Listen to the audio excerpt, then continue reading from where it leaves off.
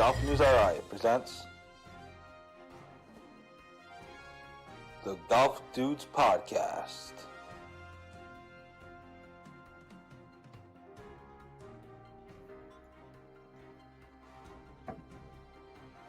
Here are the dudes.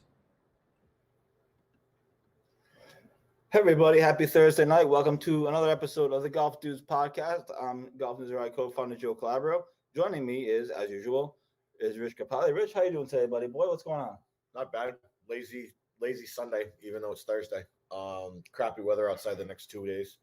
Have a bit of a golf watching hangover from last weekend. But other than that, I'm doing all right. Now, you were going to try to play golf today, this morning. Until I saw the temperature. But you bailed. So, I was going to try and play as much as I could before the rain came, but it was a little frosty this morning. Absolutely. So, thanks to everybody for tuning in right off the jump. Lots to get to today. Thanks to everybody for following along our Masters coverage last week. It was certainly exciting. Let's start with that. We have a couple of housekeeping items to get to, as per usual. But the Masters just happened. People are still reacting. I think the biggest takeaway is Xander Schauffele crapped himself. Yeah, he gets Matsuyama played pretty well, obviously, but pants crapper of the year. It shouldn't have been that close. He should have won running away, but he made a couple bogeys on the back, but Xander took care of the pants crapping. So huge for the country of Japan. Pretty much all Asian people, to be honest with you. He's like I've been reading stories that he's like a freaking celebrity over there. Him and Shohei Ohtani for the Angels, they're like the number one and number two biggest celebrities out in Japan. So he was the first male. It's kind of unbelievable, but it's what it is. He was the first male to win a major in Japan for Japan. Yeah, the first Japanese male to win a major. Yep, absolutely. Pretty unbelievable. Yeah, it's pretty cool. And I guess there was something going on Instagram, and I didn't put it up because I didn't know where it came from. But I guess, excuse me, a Japanese newspaper, they published every hole, all 72 of his holes, and for the Masters after his win, they published all 72 holes, and they put where he put the ball on each hole. Oh wow, that's and pretty they had cool. A whole like the lines and stuff, all the lines he took, and his scores and everything. That's pretty cool. It's pretty neat. They went all out, so that was pretty exciting. For sure. Master Sunday wasn't as exciting as I think people were hoping for. I thought maybe Jordan was going to make more of a run. I thought some other guys were going to be a factor. But I just thought my biggest takeaway other than from Matsuyama was Xander Schauffele. What are you doing on 16? Why you take that? You have Matsuyama on the run. He just missed his spot by 15 yards on the par 5. That ball was that ball I put in the water. That was nowhere close to where he had to land that. Yeah. And he definitely crapped himself. So we'll see how that affects him going forward. I think the other big takeaway that people have is Will Zalatoris. He's playing this week at the RBC. We'll get into a little bit of that today. I know you watched a little bit of it today. I didn't watch any of it, but he played. I think it's 300 today. And he looked pretty impressive. It looks like he could be a player. He doesn't have a PGA Tour card yet. No, he's a little stick of a guy too. He can pipe it. Absolutely. So, Mark Bacon, thanks for watching. Caitlin Allen, thanks for watching. Tina, thanks for watching from right there. And others as well. Some local things to get to. It's an exciting week because one, it was our 1 year anniversary, which we'll get to in a little bit. But also tournaments are starting this weekend. Triggs has a tournament on Sunday. King's Crossing has a tournament on Sunday. Just to make sure I'm correct here, Triggs is hosting a Texas Scramble on Sunday. It's their first major tournament of the season. And King's Crossing is hosting a tournament on Sunday, the opening day scramble. Yeah, straight up scramble. Do you want to talk about that? Are you still looking for his pretty much. We have the article on our website. Anyways, I remember correctly, I talked to Peter on Sunday when I was there, and he said, I think the only spots they have are walking spots. They're trying to accommodate everybody, but there is no riding spots available, so it's going to be walking only. All right, so there you have it. That's King's Crossing on Sunday. We're hoping to have both of those results for you on Sunday afternoon or Sunday evening, whatever it may be, both the Triggs results and the King's Crossing results. So that'll be exciting. Tournament season is starting. I know Kirkbray's opening day is May 8th. I'll be in Florida. Well, actually, I'm coming back from Florida that time. So that is exciting for me. It still seems like a long way up, but it's really only a couple weeks. 2 weeks. Judging by the weather today, it seems like it's forever away. Yeah. And also congratulations to Eddie Kirby of the Aquidneck Club and John Rainone, who won the Mass Chapter Spring Pro on Tuesday from part of the NAPJ. So we put that up as well. So exciting week. Greg Jones, thanks for watching. The biggest news of the week was Tuesday marked our 1 year anniversary of launching Golf News RI, April 13th, 2020. And here we are a year later. It's been a pretty fun ride, just at least for me, the conversation we've been able to have, the things we've been able to do and are currently doing. Now we're doing high school golf, we're doing college stuff, we're doing some other projects as well. And so that's really been exciting. Thanks to everybody for the support, for sharing, for liking, for reading the articles, and signing up for our e-blast. We're up to 183 subscribers. So that's been pretty exciting. So again, just a quick thank you to everybody. I don't want to spend too much time gloating about ourselves, but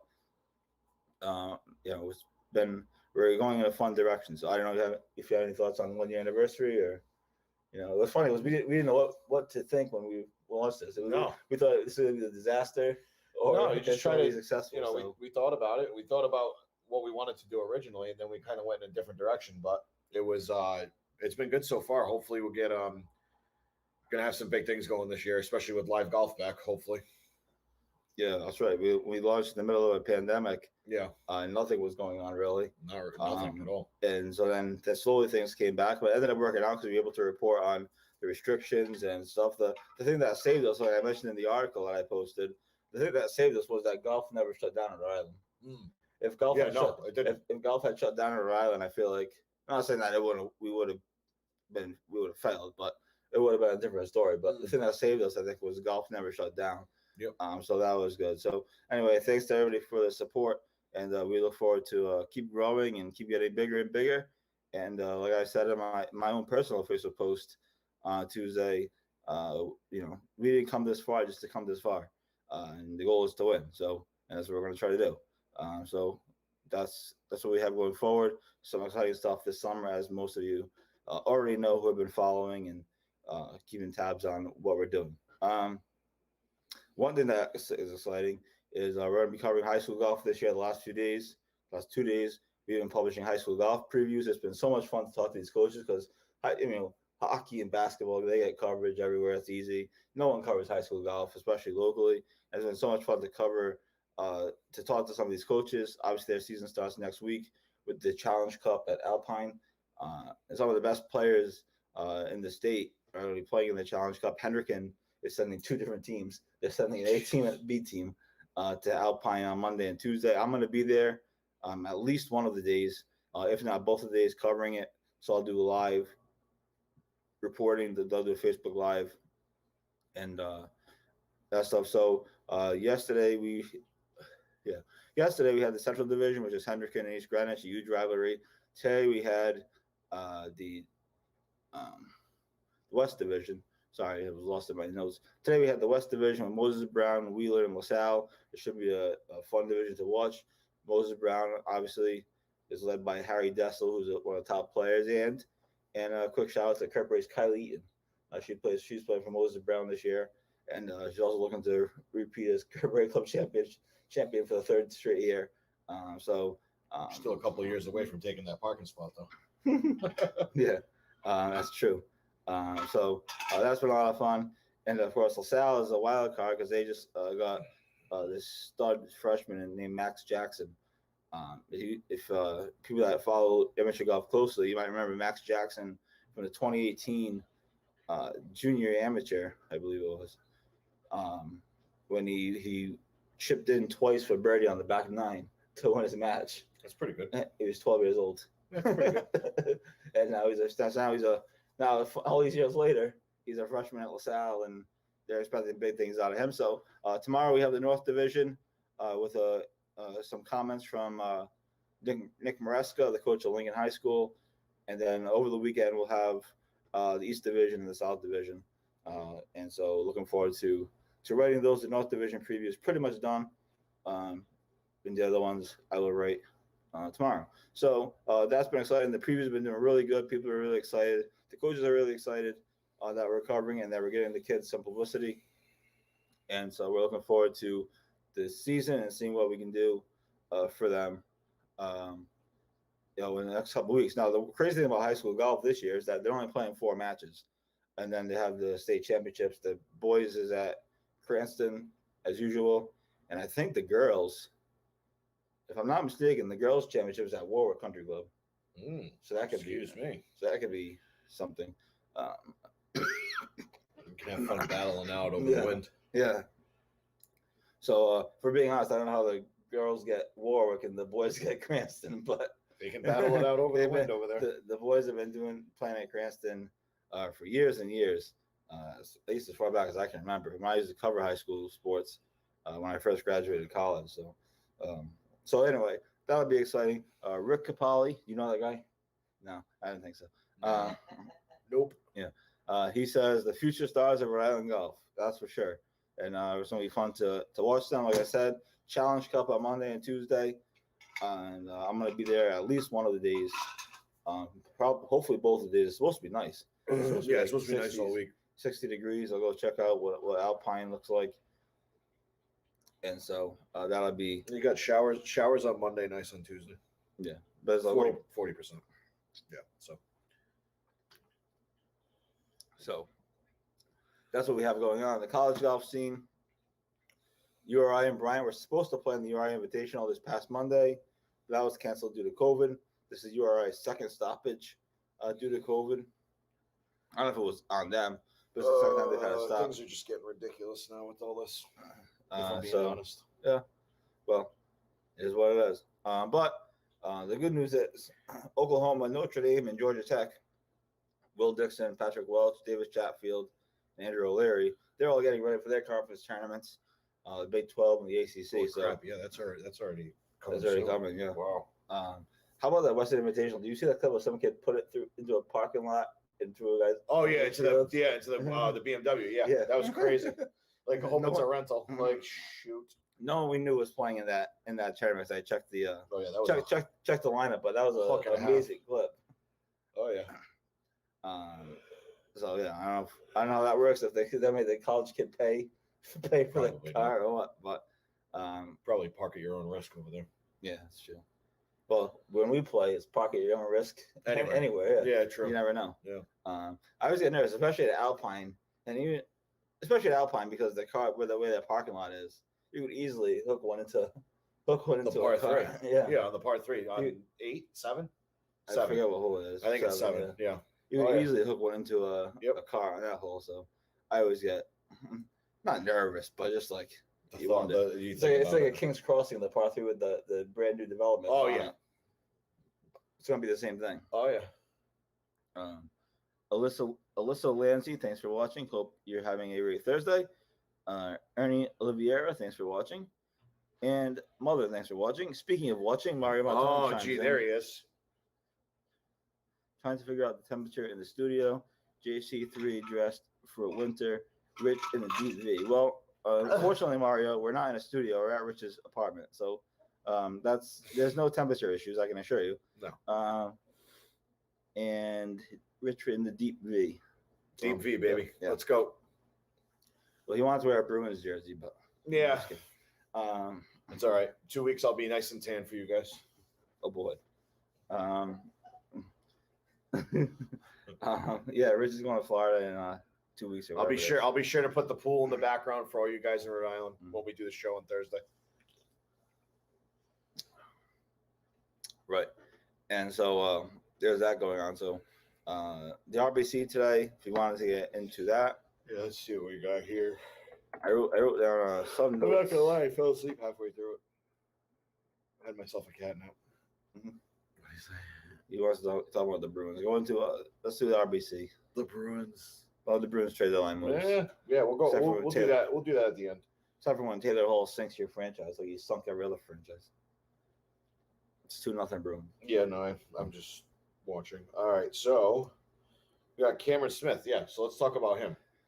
He with the mullet. Oh yeah, the Australian mullet. He pretty much trounced the course today. Mhm. Almost shot a 61. But he didn't trounce the field though. Stuart Sink. I know. Stuart Sink, back. Wallace, Colin Morikawa, Charles Howell III. They're all within 4 shots. Yep. So so his approach shot on 18. He piped his drive. I think he hit a wedge or a 9-iron into the green, and it rolled right past. It could have had a 61. So he's playing really well. I mean, like we said, it's the tournament after the Masters, so it really doesn't mean much. Right. Even though the field's pretty good actually. And Bryson dropped out. Bryson dropped out, even though they put up the cranes. I sent you that, right? Yeah. But it's not bad. Cameron Smith, Morikawa. You got Horschel, Harold Varner III, Daniel Berger. So it's not a bad. Brian Harmon, DJ's in the field. Right? DJ. Yep. Of course, he only played 2 rounds at the Masters, so he might as well just play this week. Yeah. Zalatoris, obviously. Brandon Grace. Danny Willett, Sergio.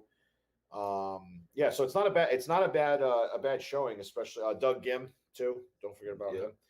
Furyk, Kuchar. Has Doug Gim played anywhere since this collapse at TPC? I don't know. I'm not really sure. I haven't really been following, to be honest with you. But yeah, so especially coming off the week of the week after the Masters, it's a pretty decent field. Harbortown always looks nice on TV, so I'll definitely watch a little coverage this weekend. Now, of course, for those that remember, the significance of this tournament, and that's obviously at a different time period, but we just talked about this briefly off the air, or before we came on, I guess, that the RBC was the first tournament back for the PGA Tour after their shutdown last, whatever month was it, March, I guess. March, I think. But this tournament actually was in June because this took the place of, so they had to mix up their schedule. So the RBC Heritage was the first tournament back. Obviously, Daniel Berger won it. Mm-hmm. And Nick Watney tested positive for COVID that week. He was the first PGA Tour player to get it. He's playing. He's in the field this week. I don't know where he is, but he's playing this week because there's a big. I didn't really see him as a. There's a big article about him returning to the place 1 year 1 year anniversary. So Lee Westwood's in it too. He's even after he crapped his pants in the Masters. Webb too. Yeah. Kiz, Pat Perez. Mm-hmm. So it's not too bad. I'm looking for Graham McDowell. But yeah, it's not a bad Fleetwood too. Mm-hmm. KJ Choi. Holy crap. That's a blast from the past. Blast from Tiger's past. Holy crap. But yeah. It's gonna be Davis Love III. Not too bad. Paul Casey. Actually, this is Kevin Na. This is actually a decent field for being after the Masters. But yeah. Now, how much do you read into the photos that we saw today of Tiger reconstructing his backyard? I mean, it has to be a good sign, right? I don't think he'd be doing it for I think he'd be doing it for no reason. Unless he's putting a soccer field back there for his son, which I don't think he is. Right. No, it's good. I mean, for Tiger fans, you gotta think that it's good. He's probably gonna. I would assume he's gonna remap. I mean, what does it look like? It's like 2 holes or something like that, and a pitch and putt like that. You know what I mean? You gotta think he's gonna tailor the remodel for his therapy, like his get back. You know what I mean? He's gonna have the areas he needs to, like, he's gonna have a specific chipping area, a specific putting area, and then maybe like a short iron area or something like that to so he doesn't have to leave the house when he's injured. You know what I mean? So I mean it's looking good. I mean, knock on wood, it's looking good. For a comeback, hopefully. Yeah. But I don't see it for at least till next year. Oh, he won't be back. Maybe middle of next year or something. Maybe for the Masters next year. Maybe if that. That's. I still don't see the Masters. I think it's too close. I think a year is too close. But maybe for the 2023 Masters. Who knows? Well, we'll see. But for those that didn't see or don't know what we're talking about, and I don't know if it's anywhere else. We saw it on Instagram. I don't know if you can find it somewhere on Facebook or whatever. But Zaire Golf had they have some good stuff. A drone video a drone picture. It's private. It's a private page, so I'll see if I can show you guys. Tiger's backyard, and it's all like dug up. Try and show you on here.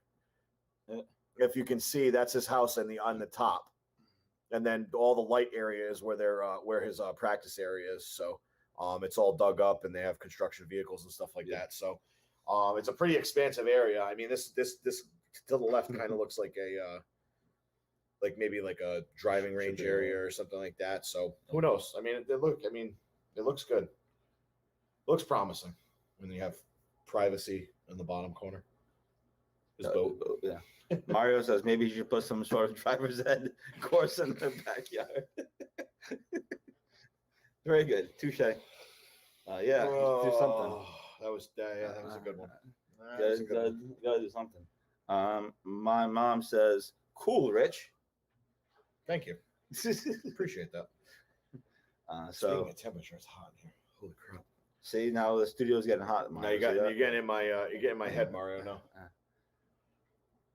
But yeah, so that was interesting. The other thing I thought was interesting was how about we did a story on it because I find the business of golf media entertaining. The Masters had the lowest rating since 1993. I mean, yeah. I mean, I even found myself kind of like bored, like thinking, this isn't really that good, especially Yeah. coming down the stretch. I mean, once Matsuyama bogeyed a couple holes, then it was like okay, but like Getting interesting for a the second. majority of the whole tournament, really, aside from him coming out of the rain delay on Saturday, like a lightning bolt. Other than that, is like I'm telling you, man, the Tigerless Masters isn't anything. Like even last year when he made the 8 Well, on November was even when he was out of it, but it was still 10, like you still had bait to Interest, watch. yeah. You know what I mean? Interest to watch. But But he made it 10 on 10, 12. a 10 on 12. But then he birdied 5 holes in a row. and then he remember? birdied coming in, I think, right? Birdied 5 Yeah, holes coming yeah, in, he birdied almost every hole coming in. So See, I golf thought, needs to establish that new star. new Tiger, but there isn't one. but there never will be. I mean, maybe DJ, maybe JT, a combination of the both. But nobody will grab it. Nobody will grab a Masters weekend like Tiger ever again. I think Spieth is a needle mover. Spieth was in contention. Spieth could, especially I with think all the he shit would've- that he's been going through the past 3 years. But he's not. See, I thought it was interesting It's until just it's tough. I thought it was interesting up until the rain delay. I think the rain delay that they had kind of flipped the whole tournament. It felt like. 'Cause I thought the tournament was fascinating right up until it was close. It's almost kind of like was playing difficult. So that was it's my almost thought. kind of like following Brady in New England. You just you'll never get to that level. You know what I mean? It's a tough act to follow. It's like nobody will ever move the needle on a Augusta weekend like Tiger, and it we have to accept that. You know, for sure. So I thought that was interesting. Again, perhaps no one else does, but I find the ratings and the business side of golf and golf media fascinating. On the other note, live from the Masters had their highest ratings. They were the highest. yeah, I like preview that show. That show on Golf Channel. That show is great. I was thinking this the other day. I almost put it in my own personal Facebook page because I would share everything and then I put my own post about it. I was going to say if Golf Channel just scrapped all their other mostly crappy programming, and just did live from every week, I don't think I'd ever leave the TV. No, live from's really good because they do recap rounds. They do like special what's it called, like stories and stuff like that about the rounds and stuff like that. What to expect tomorrow. Right. What's his face? Was it Frank Nobilo? Was the last year? He was not there anymore, but no, but he used to walk the course and roll the balls down the fairways and the greens and stuff like that. Immelman does it once in a while. Does he? I I haven't seen him do it, but that was one of my favorites. I think it was at where do they have He's the been going tour? from- Eastlake. Yeah. Eastlake. He used to throw throw the balls down and Yeah. watch them roll past the bunker into the water on the par 5 that borders the water. That's one thing I miss, but Brandel does a great job. And what's his face? Justin Leonard now. Justin Leonard and David Duval and the host. They do a good job. That keeps me thoroughly entertained, especially on like a big tournament or a major week. It's great. I always wondered why. I've been wondering why, and there's gonna be an insight. Sorry, I've been slacking on the comments. No, it's fine. I always wondered why they took Duval away from Brandel and those guys. Because now they have Duval in the afternoon show instead of the primetime show. I wonder if there's a backstory as to why they moved him out and put Justin Leonard in. They're probably. I would assume there has to be. There always is a backstory. There has to be a to these things. backstory to that because There's like, always a you'd think that backstory would to these drive things. ratings like crazy. You know what I mean? Yeah, there has to be some sort of backstory, So like I from their playing days. Absolutely. I haven't read any scuttlebutt about it or any rumors, but I was just curious. That it was a curious move that they. But you also got to think too, like Golf Channel laid off some of their employees, so it's like they want to try and spread the peanut butter evenly throughout to keep interest in the shows. You know what I mean? I don't know. Nobody can beat Chambly and Nablo. No one's ever going to top that. Never. I thought Duval and Chambly were pretty good. Duval and Chambly are good, but yeah, Nablo and away. Chambly they were tit for tat every time. Mario says no compelling golfers like Tiger or Phil being in contention. Phil as well. That's true. And Phil didn't play that bad either. He played decent. He played okay. Yeah, he made the cut. Yeah. Brooks Koepka did make the cut. Lee Westwood did. They were. I was listening to another podcast. They were cracking on Brooks. He's like, dude, why did you even show up? It like you look stupid bending down, and I was just like, oh, like they threw the whole like what's it called, toughness factor out of him trying to make the cut. Like they were just like, you look like an idiot. I'm sorry. How much did he miss the cut by? I don't remember. What was the cut? 2? Yeah. It was 2. I think he was 3. It was 3. It was 3. I think he missed it by like 2 or 3. He was either 5 or 6 over. I think. Well, I mean, he didn't play particularly horrible, especially for what he was going through. I mean, he's got a freaking kneecap. He just had surgery on his kneecap. 23 days. I don't had a university. And he's shot 6 over at Augusta. Like, come on. Yeah, he had surgery 23 days ago. We had the University of Orthopedics doctor, which was great, talking to us about how a normal person needs like 4 to 6 months. It's your recover. kneecap. Like, are you kidding days. me? Like, come on. So it was too bad. It would have been interesting to see if he made the cut. And I like Brooks too. Yeah. It's just, I think he came back way too early. He should. Well, in my opinion, you skip the Masters and get ready for the Open. Right? The Open's next. Or no? No, the PGA. PGA is next. Get ready for the PGA. 4 weeks. Yeah. Get ready for the PGA and then do your PGA US and the Open.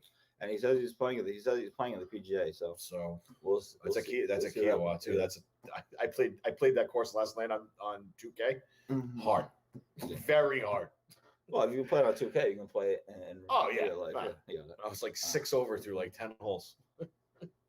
Yeah. So the PGA Championships in 4 weeks. Down at Kiawah, like we just mentioned. Kiawah Island. So that'll be fun. Of course, that always brings back memories of the Ryder Cup that was down there, the Battle of the Beach or whatever. The Battle of the Beach, yep. The one that was like the one that really got contentious, right? I think our boy Faraday was in that one. I believe so. Yeah, he's playing for the Europeans. Yeah. That was kind of the one that started the contentiousness of the Ryder Cup from my reading. So. So some exciting stuff on the PGA Tour. This, like Rich mentioned, it's kind of like a down week after the Masters, but it's still an interesting field. And we talked about off the top, Will Zalatoris. He's playing well again in this tournament, 3 under. And the amazing thing is that he's not a PGA Tour member. And he doesn't qualify for the FedEx Cup. He probably could beat half of the guys in the FedEx Cup. I know. But if he gets a win, all he has to do is get a win. He gets an exemption for the season. And 2 years, next year, yeah. Next year, yeah. I think it's a 2 or 3 year. I think it's 2 years. Yeah, he gets an exemption. So, I mean, he's right there. He's right there. He's right there now. So, yeah, for sure. So that's interesting stuff that's going on the PGA Tour. So what else is going on in the world of golf? We have tournaments this weekend at Triggs and at King's Crossing, as we previewed, and articles are up on our website, so you can find out the information. Zalatoris has aged so well since his Happy Gilmore days. He has it stamped on his wedge. Yeah, Mr. Gilmore, I'm your caddy. That was a funny back and forth. Oh yeah. I don't know who the actual kid was that played that role. I'm not sure. They definitely need to find him and do it side by side. Yeah, I'm sure. I don't know if he is alive or if he follows golf or whatever, but I wonder what he's thinking during all those memes that were going about. And it was a cool little back and forth because Adam Sandler tweeted about it, or something like that. I thought it was kind of neat. I'm looking at the thing right now. We got the Chubb Classic. Is that the champ? That's on the Champions Tour. At Tiburon Golf Club in Naples. That doesn't start till tomorrow. And then we've got MGM Resorts Championship at Paiute. I don't know what that is. That might be Corn Ferry, maybe, or something. Mhm. I'm not really sure. LPGA is coming off a big weekend last weekend. Mhm. What do we got? The 2021 Lot Championship. So check somebody out shot something ridiculous, right? Somebody check like, out I Golf forgot- Channel for your I forgot the girl's for your name, but she shot like 6 birdies in a row or something. Sasso Alto Mare. I don't know. I was making like headlines It all won't over let the place. me see. It won't let me see the. Oh, here we go. Lydia Ko is 14 under. Holy crap! After one round. After one, dude, she is a freaking monster. Nelly Corda 11 under. Mhm. Yeah, wow. She's a monster. Wow. So there you go. There's your LPGA Tour and PGA Tour recap. Not a ton going on. Yeah, kind of dry. But also exciting stuff going on. As we've promoted, I guess, every week we have the book signing with Peter May at King's Crossing on May 29th for the open question. We'll have some content coming up as far as that goes. He's going to be on the show the week before the book comes out. So the book comes out on May 12th. So whatever that previous Thursday is, I think he's supposed to be on 6th, 7th, 6th, 5th. Yeah, 6th. whatever the previous week May is. 5th. I think he's gonna come on the podcast to talk about it.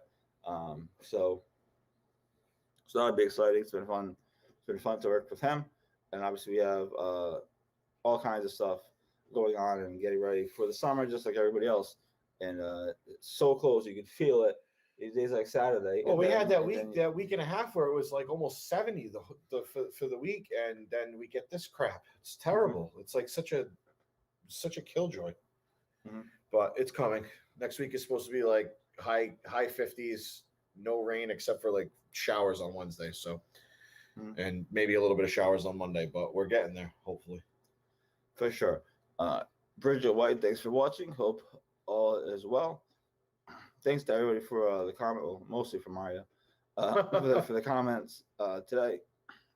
You're right. You got a little problem with I'm that. struggling. It's all the phone calls all day. But yeah, so some interesting stuff going on. We also have Michael Callahan's tournament on May 17th. On May 17th, yep. At Valley. And they're hiring, by the way, in case you didn't know that. We put an article up. There's some, I don't want to go too much into it, but the rumors continue to fly about Valley.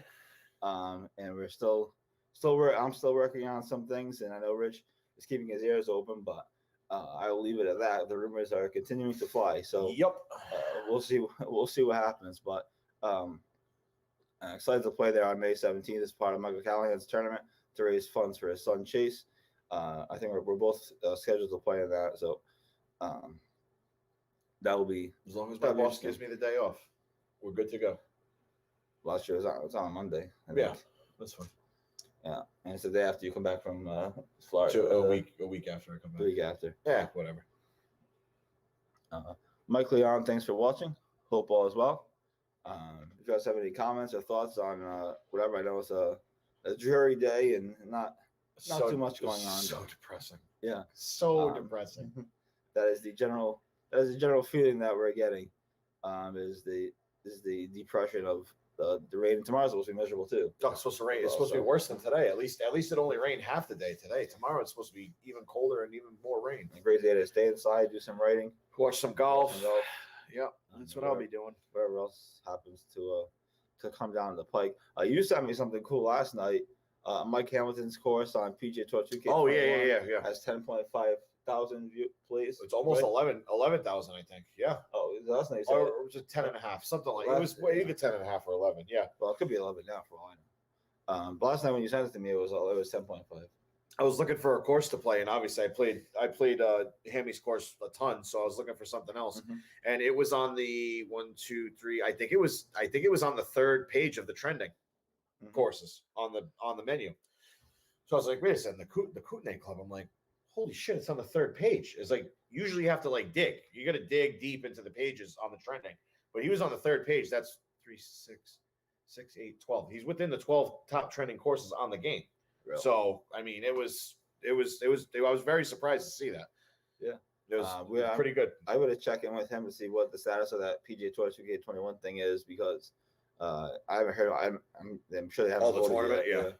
Well, he said it was going to be over by like May, so Yeah. ish. So I don't know how he's doing it. His course is obviously published. All the courses are published. I gotta find out what a couple of the other the famous designers, what the name of their courses are, because I'm sure they're in the top like they're in the top like 5 pages too. Yeah, it's interesting. I've learned that it's an interesting whole world Real out there in design and video game. and design. Video game and real are two separate things, and there's just as money to be made in each world. It's crazy. And there's just as much effort put in.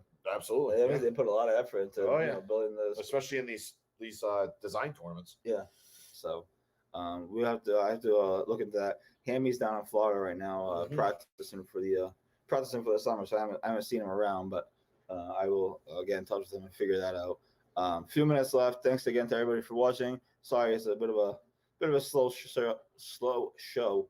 We're gonna try to pick up the pace over the next few weeks. We're trying to get some guests on and some other things. But if you guys want to open it up to anything else going on in the sports world, I know Mario wanted to hit on the Bruins.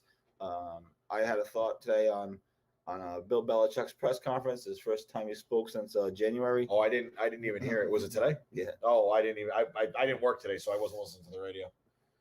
He has first press conference since January today. So I have a thought on that. But do you want to give a piece, Mario, with a Bruins talk? Yeah. So I thought the 3 pickups they got, Hall, Lazar, and Riley, great pieces. I was hoping to get. We got the scorer in Hall. We got the D man and Riley. I was hoping to pick up one more D guy, but if we can stay healthy, which has been the common denominator for all teams in this stupid COVID year, if we can stay healthy, hopefully we can do some damage in the playoffs. I'm not sure they're. Sorry, I'm watching the game as we speak. I'm not sure they're a Stanley Cup contender yet. They need to mold a little bit more, but it was very surprising that the Bruins actually spent money, which they normally don't do at the trade deadline. So, do you think there's a thought that this is it? This could be one of the last runs for Bergeron. That's exactly. I think that's exactly why. That's exactly what it is. You know, I mean, Marchand has time left. He'll retire a Bruin. He's probably got like, I don't know, 5, 6, 7, 8 years left. Mm-hmm. But Bergeron can't take too many more playoff beatings. Rask, who knows where the hell Rask's head is any given day.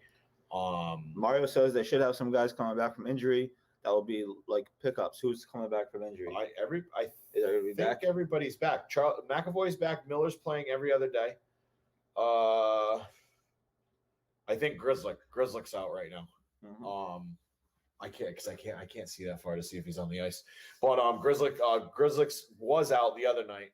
When he comes back, he's 1, 2, 3 D with Carlo and McAvoy. So yeah, I mean if we can stay healthy, I mean we'll definitely give a playoff push, I think. Absolutely. Should be interesting. Now you nervous about the Rangers chasing you down? The Rangers yeah, of course. I mean, we've been so we've been okay this year, but we've had runs where we just suck. Mm-hmm. So it's like any like 2 or 3 game losing streak, and you could be out of the playoffs. Mario says Carlo is coming back. Hopefully. Carlo, I thought he was. Maybe I got Carlo and Grizzly mixed up. So he's gonna have $7 million to spend next year when they get rid of that slug Tuukka Rask. Well, I mean, not for nothing. The past 2 weeks that Tuukka was out, the kids did their job. So, yep. Aside from Swayman taking that absolute ass beating on Sunday, 8-1, which half the team was out. He's been an absolute stud, and he's actually backing up Tuukka tonight. And Vlader's no slouch either. Great, 2-1, fantastic. So yeah. And of course, later tonight you have Celtics Lakers, but LeBron and Anthony Davis aren't playing for the Lakers, so it's not really even worth watching. No. Although I mean, I'll watch it. Was a nice 1-point win the other night. Hey, a 1-1 against Lillard. And Timberwolves. Jesus Christ, the Trailblazers. So that late tonight.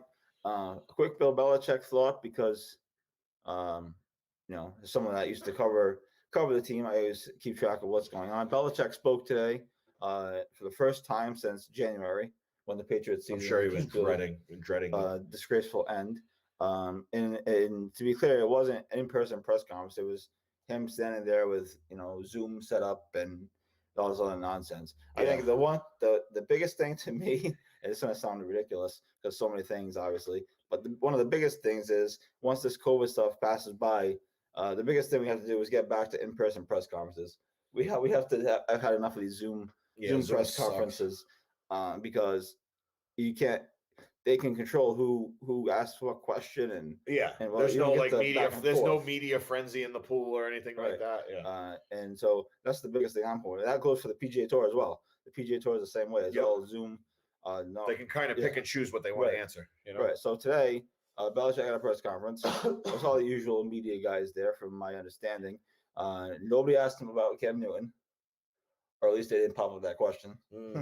And nobody asked him when he thought Tom Brady winning the Super Bowl, which was kind of disappointing. I mean, that's like kind of the point of the press conference, really. Like, so that was disappointing. But he basically gave nothing. He said nothing. He said, they asked him about trading up. He said, well, if he went through the whole process of how or why you would trade up. He said there's a couple interesting quarterback candidates. The draft is next week.